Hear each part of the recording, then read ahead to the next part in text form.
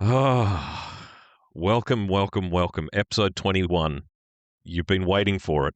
I've had people Yes. hassle me in the street, Mark. Are people like are they chasing you down now, Doug? Is that the problem? Well, I think every person who listens to this will understand what has just happened. I've been left myself available as an agent in my test instance, and Yeah, someone yeah. else is testing in there, and it was just ringing, so I got distracted. Um, so I've actually met because I've had a busy month. You've had a busy month. I should say, welcome to the Amazon Connect podcast Yes, we should. Yes, for with new my listeners, wonderful right? colleague Mark Rutkowski. But I've been in a lot of meetings. You've been in a lot of meetings, but Yes. several of mine have been RFP presentations or pre-RFP presentations, so fairly serious ones. And it's Yeah. been so gratifying that in every single one of them, someone has walked up to me and said, "Are you Doug from the podcast?"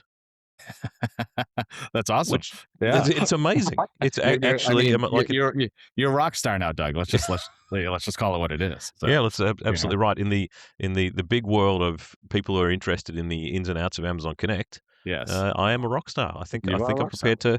100%. 100%. They all sent their regards to you, Mark. No, well, So I appreciate that. yeah, I would name them, but I feel like that might be overstepping or PII. Yes. Yeah, I It don't might know. might be a little bit. They, I don't know if they want the personal call outs, right? They probably wouldn't appreciate that at this Now, point. for those watching on YouTube, they will see that you are gloriously sunlit today. Yes, I am. Where are you? I am in Seattle. I thought so. There's the Space Needle there somewhere. I don't know if you can Yep. see, but Yeah. Can't it quite. might be the sun. The Seattle sun right now is beaming in through the window. But earlier today it was a good view. Yeah, I bet. But yeah, it's I'm in Seattle this week. Here with our lovely service team and all of my colleagues, and we had a number of meetings. With all the travel and everything I'm usually doing, it's good to be, back here sort of at HQ and Hmm. catching up with everybody in person. So it's always a good time, right? Yeah, Being here. awesome. So yeah. Awesome. And there have been big events. So first of all, sorry to everyone that it's taken us best part of a month to get another episode out, but we have Yes. both been. Its scheduling has been very. We A little should crazy. prioritize this. We should We should, prioritize this more. we should, yes. But there's been some big events. There was Enterprise Connect in the Yep. US. There was the New Yep. York Summit.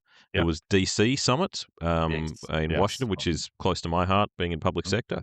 Mm-hmm. And there has been announcements at all of those. So I think we don't have a guest today because Yeah. guests are annoying. They always take too Yeah. hard to schedule. They always cancel at the last minute and all that kind Well, of thing. and I feel like we've had quite a few guests, right? I mean, we've We had have. just like it's been every podcast pretty much for the last at least I think 10 episodes now, somewhere around Yes. there, right? And I think we have neglected our sort of core mission, which Yes. is the what's news, what's been happening, because Yes. there has been a lot, and I would like to talk about those. For sure. Yes. Like when we've had some good stuff, that's been released over the last couple months.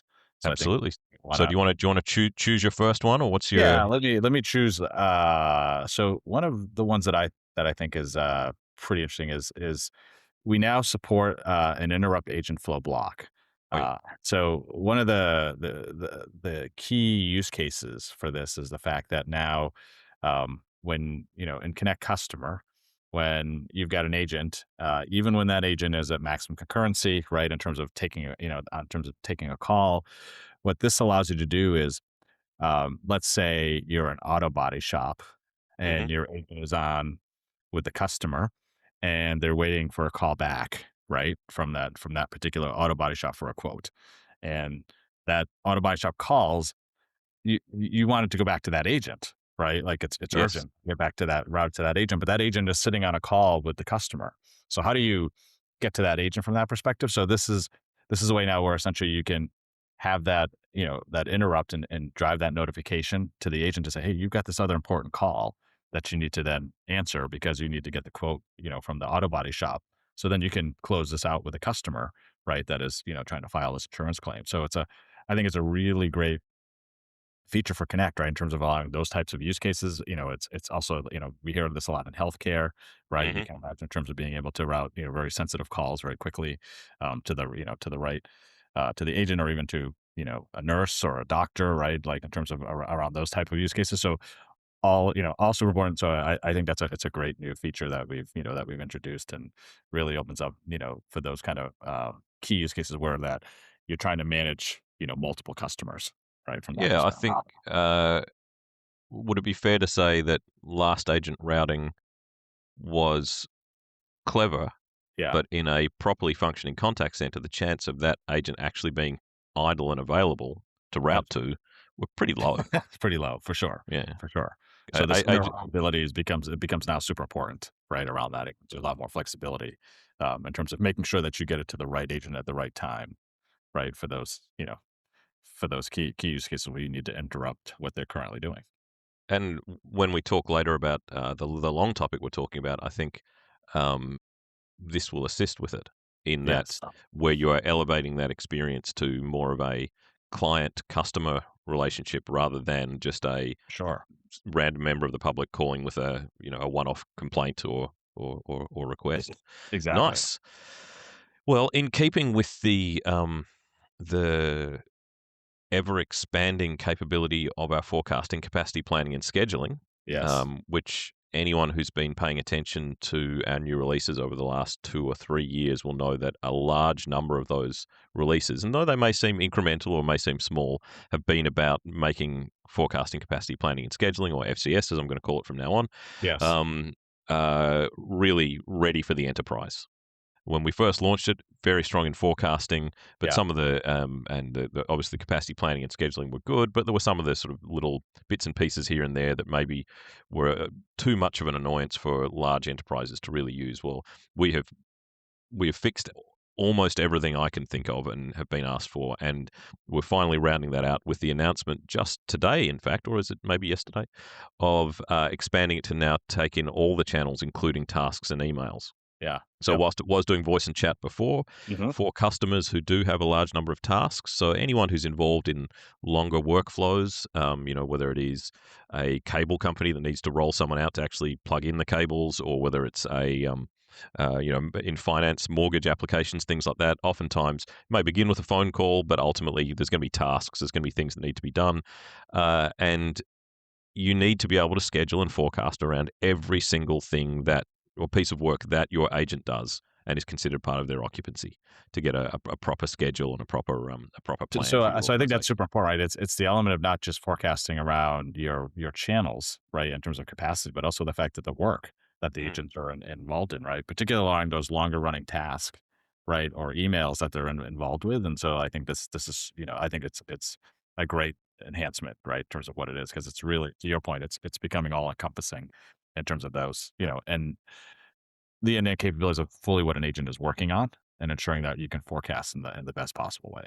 Yeah, and a subset to that or a sub release that uh, adds to that idea of really large workloads being able to now you can now schedule up to 5,000 agents in one schedule, which Yeah. is Wow. massive. I That's can't think huge. of Yeah. who you're scheduling, but wow, like there's now very little limit on what you Yes. want to do. Yeah. What do you want to talk about next, Mark? So let's talk about obviously with Connect Customer, a lot of what customers are doing are building, self-service AI agents. Particularly right as you're building those self-service experiences, those agents are, reasoning, they're acting, and they're responding, right, as part of that interaction. Well, one of the key aspects of as you're building these experiences, you're testing these experiences, and you're deploying these into production, is how do you understand when something goes wrong, or you need to have better visibility into where there's an issue, right? The ability to have, essentially look at trace data of what's happening. These AI agents becomes really important, right? To understand what, how these agents are behaving from that perspective. And, I'll talk about more sort of the aspects of how the agent is operating versus sort of how, as we've talked about in the past around how you evaluate the agent, which is more of those outcomes, right? And Yes, measuring those, right? So we can talk more it's about that. evaluating the experience, I guess, It's rather than experience, yeah. exactly, for sure. Um, so essentially, our AI agents now offer trace details for self-service voice, which Mm. essentially means, as they're, having these self-service voice interactions, this now gives you full visibility into, each of the decisions that these AI agents are making, right, on a customer call, right? So, for example, if it fails to resolve a request, you can drill into, why did that happen, right within the contact details page. So, so you'll see the transcript of that interaction, but then you can see, did it reason correctly, or did it, a tool get called with the wrong parameters, or did it time out? Like, what happened, right, in terms of why it didn't actually resolve the issue from that perspective. So again, this is, I think, a great enhancement, right, in terms of that, in terms of as you build these agents, you test, you validate, and then you deploy them. How do you ensure that they're doing the right things in your, in your contact center? I used it just yesterday. Yeah. I'd assigned a tool to my agent that wasn't being invoked, and I was able to work out why. It's because I didn't give it the correct permissions, is why. So entirely a Doug problem, not an AI agent problem. But Yes. but I Yes. was able to sort that out quick smart. Yes. Yeah, and it further enhances our capability when it comes to observability, explainability, and dependability of your the outcomes of your bots. And I think I've said it before, and it bears repeating. This is how you get to production. You Yes. need to be able to see what's doing it. You need to be able to measure it. You need to be able to explain it. You can't just assume the black box is going to work as you hope it does, Yep. right? So, Yep. Which does bring us to the formal preview announcement of what was called NLX. Those who saw our previous episode with the mighty Jim Kreitler, the surfer dude, yes. it has been announced in preview, which has caused a small problem for me in that I have a long train of customers and partners beating a path to my door Yes. saying, "So how do we get on the preview?" Right. At the present moment, you don't. That has all been pre-agreed, pre-designed, predefined ahead of GA, which is going to follow shortly. I don't believe we can announce the date, and would be foolish to do so, but it's not long now. Yeah. And for those who didn't listen, the Agentic CX Designer, as it's now called, no longer called NLX, Agentic CX Designer, is a magnificent platform that, again, aids you getting to actual production by allowing you to blend in a very sophisticated manner deterministic and non-deterministic and probabilistic parts to a flow. What on earth do I mean by that? I mean, I can say, I want you to say exactly these words. I want you to respond in exactly this way at certain times. And then at other times, I want you to head off on a little generative journey. An example I've got that I've been demonstrating to customers involves asking a simple question up front where the user gives a choice. Sounds just like what an old Lex bot would have done. But Yeah. then I decided, well, I need to get the postcode, as we call it here, but zip code in the US and whatever else from the customer. So I create a little generative journey where I have guidelines and a little prompt that says, hey, your job is to get the 4 digits, as they are in Australia, 4 digit postcode out of this customer.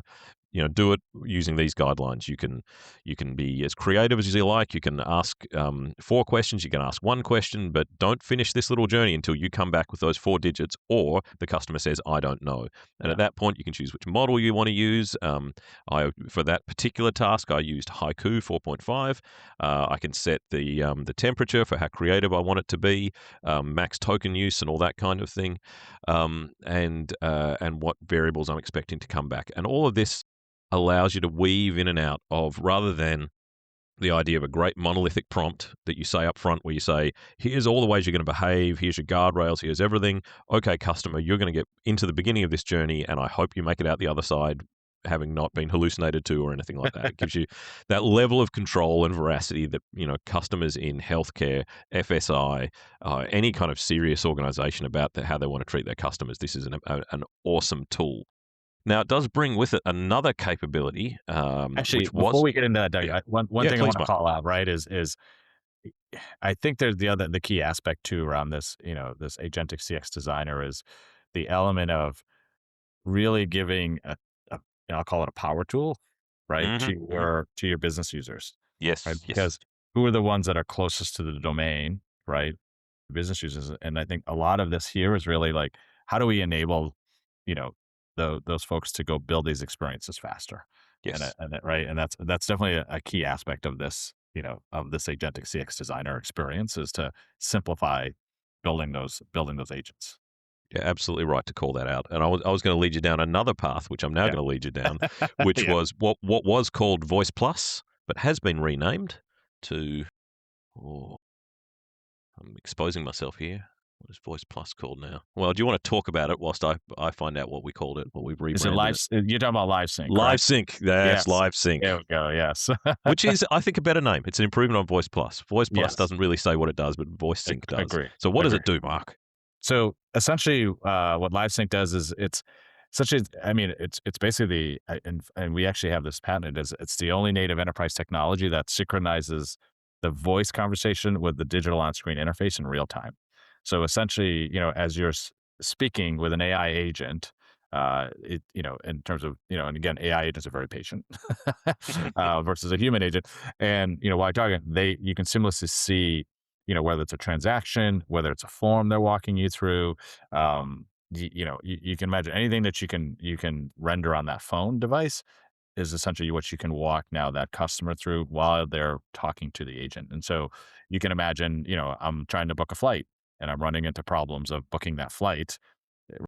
As you're talking to the AI agent, it's going to walk you through, right, step by step, right, of how to resolve that issue on your local device. So it's incredibly powerful, right, in terms of now having kind of this multimodal experience, Yes. for our customers. And United was one of the key customers that uses this, right, and in terms of a reference customer that is, showing the power, right, of how this has really enabled them around, their airline use cases. So I think it's super powerful technology, and really I think changes the game a bit as well, right, in terms of how you think about self service.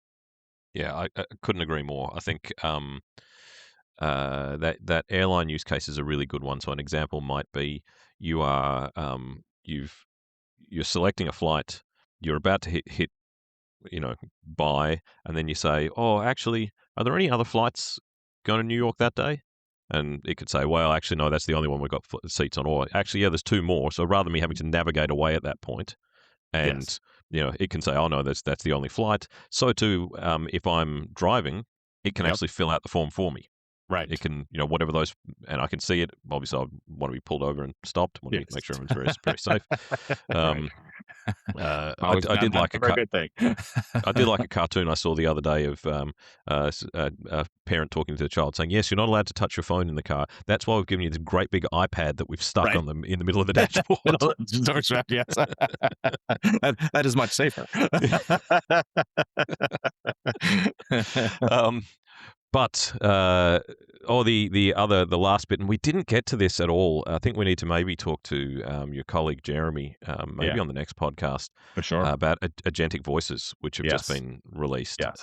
It is, yes. Yep, And they are amazing. yes. Using different underlying sort of LLM model type, which we won't go Yep, into here, yes. um, making them I much mean, more if reliable, you much want a more mental dependable. model around it, it's if you think about what we did back at reInvent, where we released, support for Deepgram and 11 Labs, Mm.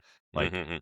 this is the next level of that, Yeah, right? In terms of supporting more of the speech engines, giving customers really more flexibility around how they think about, supporting the various use cases. Particularly, I mean, we're a global contacts, center, and in terms of capabilities that we can, that you can support. And so you think about all the different languages, the regions, right, and mhm. aspects of how we have to, when you start to work with, AI agents, that flexibility actually becomes super important, right? Because a lot Yeah, of these speech models have been optimized, in certain areas, and you'll find that some of these perform better than others, and then is they have, some are better at certain languages than others, and so like, for a global company, that becomes really important to have that, what's the best fit, in yeah, terms of what we're trying to deliver. and Connect as a service, I think, has been very, very faithful to both Polly and Lex, almost to a fault. Whereas Polly and Lex are not faithful to Connect. Anyone around the world on any platform can use them.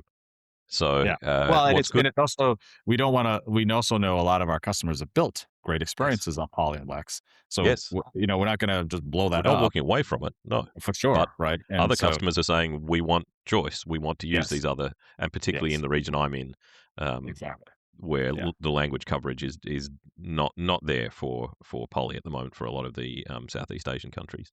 As well, and whilst I'm crying poor, in Australia we have had only one neural voice for years and years and years now. We had our original two concatenative Yes. voices, Yep. who sadly never get touched anymore, Nicole and Russell. But then Yeah. Olivia came along, and I mean, one's just not enough. Yeah. Every customer was using the same voice, Yeah. which Yep. isn't great from a brand Well, perspective. and two, we have customers who build brand voice, Yes, right? we have. And that also becomes super important, right? Because as you start to, once you've built that brand voice, you want to ensure that even as you introduce a conversational AI into that experience, you still, you don't. If anything, you want to make sure that that brand voice. Wow, can I talk today? Really, plays consistently from that conversational perspective, and so that becomes super important, right? As part of this as well, because voice is the number one experience for Connect, Yeah, right? As, that's it. as much as we hear sometimes, people saying that voice is going away. I've been sitting in presentations where people tell me that for the last 25 years, Mark. Yes, I know. Yeah, and despite the fact that all the data shows that voice is not going away, that young people don't prefer to text. I Right. know they prefer to text each other when Other dealing right. with an organization. The data shows they still want to Yes, call you. for sure. And I think actually AI has breathed yet more life into voice. Yes. I think it's now almost the preferred mechanism. I think we were early on it with Alexa and the Echo devices, Yes. and it's now blasted through that. Also with Siri and the OK, Hey Google or OK Google or whatever the I the, you the, know, the I wake up think word was. I think it's super interesting. Even I see this with some of my kids where, when they're interacting with the Claudes, the chats, Mm, right, Chat mm, GPTs, and the mm. and it's funny, they give them a name, they give them personality, and they're having a conversation with it. So when Well, they my Claude is called Tracy, there so you I go, happily chat to Tracy. there you go. Mine's Well, I called mean, Cloudy, so and I learned so much from Tracy just using that Socratic method of asking questions, yes, and she asked me questions back, and I've yeah, used choose a topic, take the dog for a walk, and start talking, and talking, yeah, it's amazing what you can glean. You get to ask specific questions, and yeah. so So you just got to watch she doesn't agree with you a bit too much. That's the only problem. I think the point of that is that that's going to become almost an expected voice Yes, experience, right? When yes, they're whether you're talking to your personal AI or you're talking to a company's AI, that is that's going now to the yeah. that is the bar that's being set. It's funny how quickly you go from thinking something's incredible to thinking it's too slow. And so Yeah, now I find with chat interfaces, it's too slow chatting like slow via text. I for want sure. talk. Yes, yes, It's like when I set Kiro to design something or deploy something or develop something. I'm like, I asked you that 2 minutes ago. This thing that would have taken me 2 days, and I'm like, come on, man, what's going on? So, Doug, what is Kiro for folks who don't know? I thought we covered Kiro. Kiro I is thought there our might be some new listeners. it is our coding assistant that Yeah, goes a step beyond the other ones in that it is spec driven. So yes, you can vibe code just like you do with yeah, Claude Code or one of these yeah, ones, but the big difference for it is that you can design a spec. You tell it what you would like to do, and it goes through building a requirements doc, a specifications doc. You can step all the way through, decide what's going to happen, how it's going to do something, and before you go, okay, now build. yes, yes. Yeah, Yes, and and it's being used across the board at at Amazon, right? Whether you're an SA, whether you're a product manager, um, you're a seller, like everybody's using the tool, right, to just be more productive and move more quickly. So it's been uh, a great accelerator for a lot of it really has. Now we need to get back on track though, because we need to huge. get to our big topic. But Yeah. I just want to make sure we're not leaving anything on the table here. Step-by-step guides for after contact work. That's nice. Yep. Um, The ability, let's see, we had exporting cases as CSV. Again, that's more around yeah, just being able to take case data and push it into other systems, right? Or being able to generate reports from it. Share that with other stakeholders outside the agent workspace. Or analyze it and bring it into your AI and do some analysis on it. So gives you a lot of options around that information that you're capturing around the different cases and issues that you're managing in your call yeah. center. And Yeah. I'm finding cases and tasks Yeah. I'm being asked for by nearly every customer Yes. I talk to. They're not. they're not necessarily all racing to deploy from day one, but there's a lot of questions about, hey, and I do have several who have deployed, but they're sort of like, well, I've got this big CRM, and the CRM is not optimized for a contact center use case or a customer experience use case. It's Yes. very busy. There's lots of information in there. It's for managing the entire customer relationship, not necessarily how to handle this customer in this particular Yes. interaction or Exactly. set of interactions. Exactly. And what has made it really come alive is the first party tools we've got for our own AI agents. Hmm. Create Hmm. case, update task, create task, get attributes, all these kind of things. And they Yes. are snappy. They work so quickly. Like MCP tools, there's latency, there's all kinds of things. Our Sure. own first party tools, man, they are quick. So you Yes. can, the moment a Yep. customer has called up and read out a problem or said what their problem is, you can Yep. create a case instantly with a summary of the problem that Yep. already exists. Mhm. You can even assign it to the agent. If you've looked up the customer profile, it can be attached to Yeah. the customer. Like Yeah. I mean, I know everyone gets all excited about the massive workloads, but I think I'm always super proud of what we can do for small customers. Yes. Like if you are a small business and you've only got a couple of contact center agents, 5 contact center agents, whatever it is, Hmm. what we can deliver for the cost, because it's all consumption based, is just breathtaking. You Yes. have a Yes. complete case task management. You've got AI agents that you're only paying for, not having to worry about tokens or Right. anything like that. Yep. And Yep. you can be summarizing, tracking, doing all this stuff for literally cents per Yeah. interaction. It's Yeah. I mean, astonishing. that's the value of Connect Customer, right? That It just in really terms is. of right bringing that all together, and it really not only making it simple from a consumption perspective, but just simpler from basically deploying and using the product, right? Like it's the speed at which you can do that is I would say All is with no code. Like that yes, you are getting everything I just spoke about without knowing a single line of code. This is all out of the box, plug and exactly. play, tick box Yes. stuff. Yes. 100%. Oh, I got all worked up there for a second, Mark. Gonna need to calm Do down. you need a moment, Doug? We Yeah, I can need a moment. maybe while you take a moment, I can talk about our last topic here. Please do, While we're please doing do. that. So one of the recent blog posts that our esteemed VP Pasquale DeMaio published was essentially the topic was deflection is dead, resolution is king.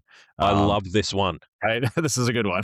because And I've been saying for years. I think yeah, that deflection is and containment are really negative terms. yes, yes, right, and they're fundamentally flawed, right, in terms of how we think about that, and particularly around that measure around efficiency.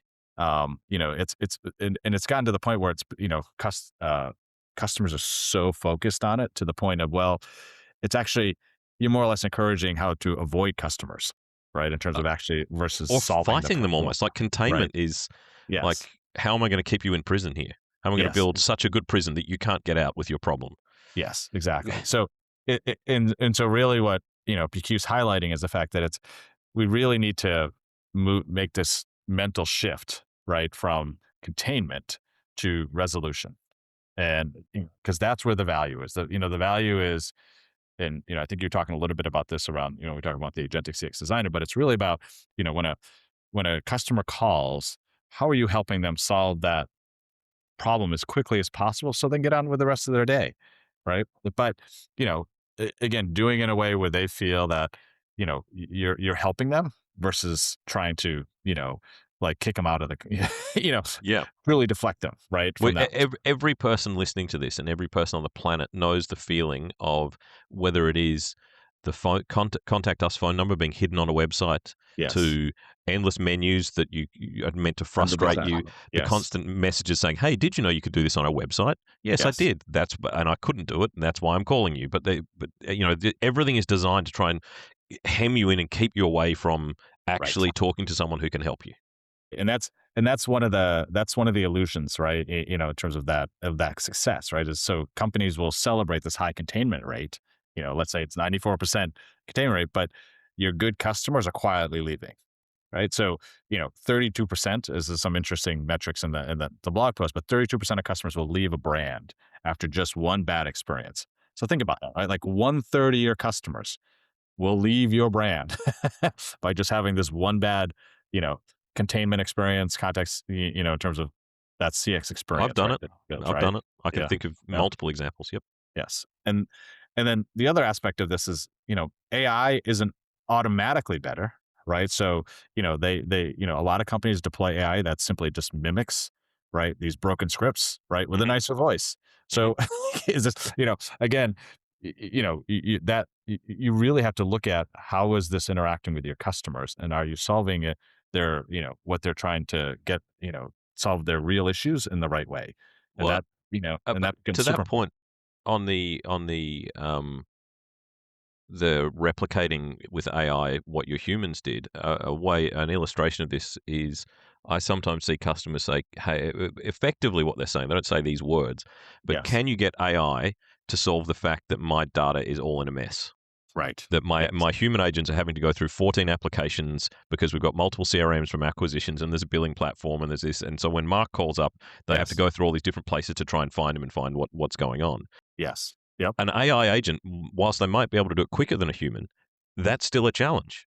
That's yes, still latency. That's still difficult. They will still fail at certain points. Go, well, I can't find Mark, or there's two Marks, so I don't yes, know if it's Mark Rudkowski A and B are the one person or two people. Therefore, all this kind of stuff, and that's not actually customer focused. That's saying I don't have the discipline to sort out yes. my own backyard. Exactly, exactly. Yep, 100%. And and I think one of the interesting aspects here is in the blog post, PQ walks through sort of what does real resolution look like. So, as an example, the you essentially have this bank, right, where you go into basically charge something, and it detects basically it gets declined, right? So ideally, as the bank, you would detect, okay, well, my customer just got a declined charge, right? So which I'll message the customer, right, to know, oh, you got a decline charge, right? I'm reaching out to you. I'm being proactive, right, to know to let you know, that I did that, right? I'm going to verify that charge to make sure that that's indeed the case, and then maybe you hit a limit. So great, you know what? I'm going to offer you an increase in the limit as well, right? And so you've done that all right with this proactive approach, rather than waiting for the customer to call you and say, I just got my card declined. Why did I get declined? Well, it's because, sir, you were $5 within your, over your Yeah, yeah. limit, right? And so, like, that's a good example of showing kind of that proactive versus reactive containment approach, right? In terms I of think really I think this is a way we've all matured though, because I will take you way back in time, Mark, to the year 2017, maybe 2018, yes, yes, the distant dark past, but that, yeah, way when back when. if you remember the first call deck had the famous Nicky Wolf example. Yes, Nicky, who was yes, mentioned on our episode with Yasser El Hagan, yes. because Nicky Wolf, the real person, actually now works for Yasser over at Pronetics, or You're whatever they're now called. right. Yes, yeah. But in For that now. example, Nicky calls up to say, "Hey, my flight's just been cancelled. What can you do about it?" Yes. Which at the Yeah. time, even then, I thought, this is a little weird. Shouldn't we be calling Nicky? Right. We know we've just cancelled our flight. And I think Yes. that's Yes. exactly what you're talking about. It's that move Exactly. from, Yes. and the, I think where we've got to is that hitherto we didn't have the tools to actually support that kind of Yes. interaction. And For we sure. do now. For sure. Yeah. No. I mean, we've come a long way, right? I think from that perspective. So I think that's the other element of it, right? Is just, I think maturing in terms of how we expect that we should be treating those customers, right? But also the technology which allows us to enable that, real visibility, which really goes into the next point here is that deflection isn't actually cheaper, right? Because there's a lot of hidden cost, right, that are part of that. So you've got repeat contacts, you've got agent inefficiency, you've got customer churn, you've got lost lifetime value, right? Like that that Yeah, yeah. that stuff really matters. And so, now acquiring a new customer can cost anywhere between 5 to 25x more than it is to retain an existing one, right? I think So that this is the corollary, and this may go back to the first podcast episode where we were talking about this, of what we've allowed through contact lens, or conversational analytics, as it's now called, yes, and quality evaluations, is to turn the contact center into a place of value and knowledge for the organization. This is what exactly. your customers are actually saying to you. Sure. This is what your agents are saying. This is what they're doing Yes. wrong. This is what they could do better. Yep. We forgot that evaluations now can do Yep. the AI agents as well. AI That was another agents as release. well. Yes, yes. Going Which back is to another what's new. what's new post. Yes. But We slipped that one at the end. Good yeah, catch. but what you just spoke about there with the what's it actually costing you when your KPIs in the contact center are wrong. So the Yes. KPIs there are, hey, we want our talk time low, we want our agents, we want containment in the IVR, we want Yes. you to time box and make everything as limited as possible, rather than what's the outcome. Is the same side. That's the thinking that comes from the contact center as a cost center. Yes. Anything I can do to reduce the cost of the number of agents I have and the cost of the contact center and lower the bottom line will naturally be a good thing for the business. When common sense would tell you, I mean, it's not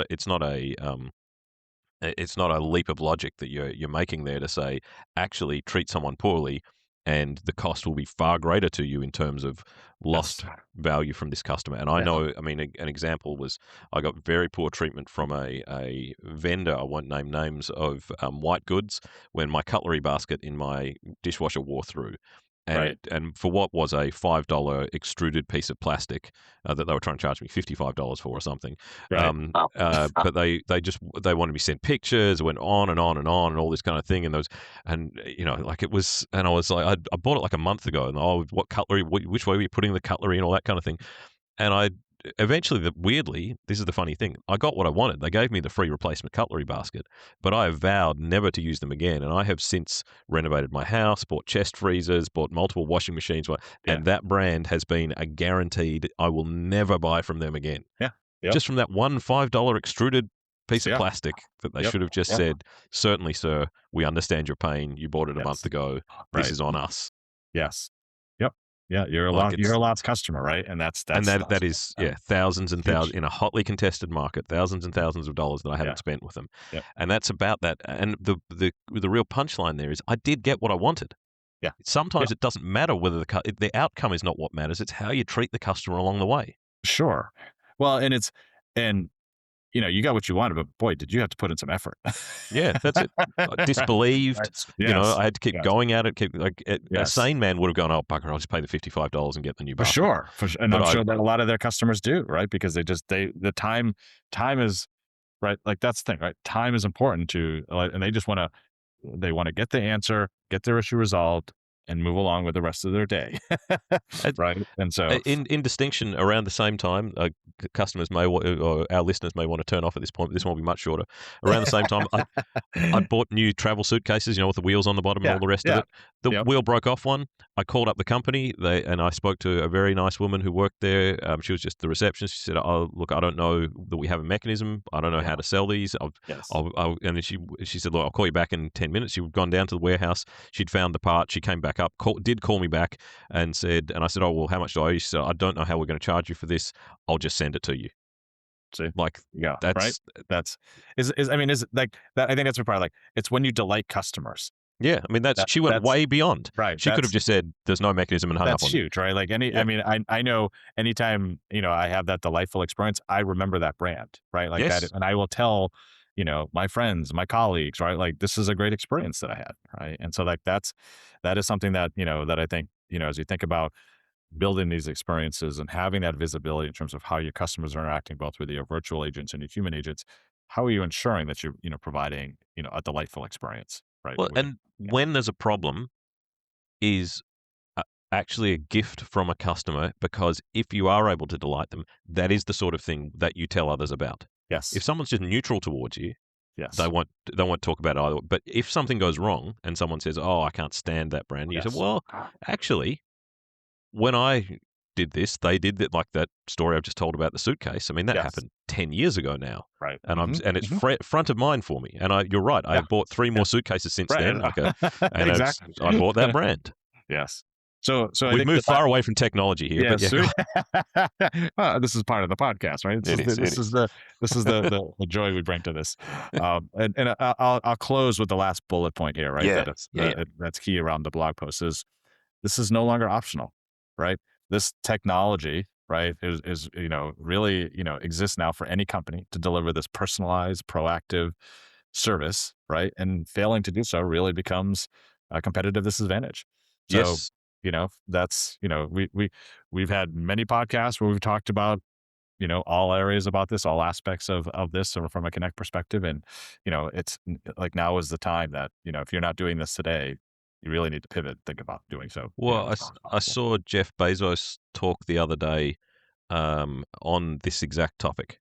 Now, and I was thrilled to see Uncle Jeff back talking on stuff that interests me rather than booking out all of Venice um, or flying Katy Perry to the upper sky and all that kind of Yes. thing. Which good luck to it. Like he's Yeah, earned no, it. He I can do what mean, he likes. I mean, yes, for I'm not sure. being critical. I just find he Yes, says interesting things the rest of the yes, time. But he was asked about the AI bubble yes. and whether this is all going to collapse. Yeah. And he said, and I'll butcher it, no doubt, I'll paraphrase, but he basically said a technology bubble is very different from a financial bubble.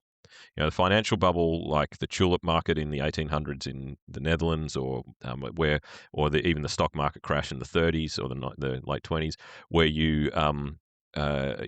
things are artificially inflated and people have just gone crazy, and psychology has actually just gone Gone off the nuts, rails. It's gone gone off the off. rails, and Yes. when it explodes, there's nothing there. A technology bubble like AI may be overstated in the short term. There may be a lot of money flying around and crazy investment and all that kind Yes. of thing. Yes. But the technology actually exists and it really is there. And as he said, it's going to make every organization on the planet more efficient and able to do more. It's going to change we've seen this. We've seen Yes. just about every human on the planet who has access to it now Yep. doesn't waste time making PowerPoint presentations, doesn't waste time doing these, like all Yes. this stuff that was really chewed up hours in your day. For me, it's making demos for customers or Oh, POCs. the speed at which you can create demos now is like unheard of, right? In It's terms of, hilarious how quickly you can yes. do it compared to what you used to do, and the tools you can make and all that kind of thing. Um, that's exactly what you were talking about in our little world of customer experience. That every organization has access to these tools now. So if you're Yes. not thinking about it, if you're not doing it, your competitors will outcompete you on service, which everyone says is what, our customers are our most Yes. important asset. Exactly. That's how we differentiate, unless you're in a blessed position of being the only person doing what you do. But from most of us, it's a Yeah. competitive market. That's exactly right. That's exactly right. And what are you doing to be truly differentiated from, the rest of your competitors? That's what matters. So PQ has lined up with JB there, Jeff Bezos. So Pasquale has aligned to it, saying these tools are here. If you're not using them, your competitors will be, and this is the way you should be thinking about it. So I will this time actually put a link to that blog post in Fantastic. the show notes, Yes. and so Yes. people can go and read it because I think it is Yeah, well and if worth you the follow time. him, and if you follow PQ on LinkedIn, you'll see some videos as well. He's Yeah, I actually noticed that. I great. saw him Yes, he's strutting around. Yeah. strutting around Vegas, creating some little videos, which again kind of Well, gives I didn't know insights whether it into was Vegas or whether it was Paris because there was the Eiffel Tower in the background there. yes, yeah. Just deceivingly looking like Paris, but it was Vegas.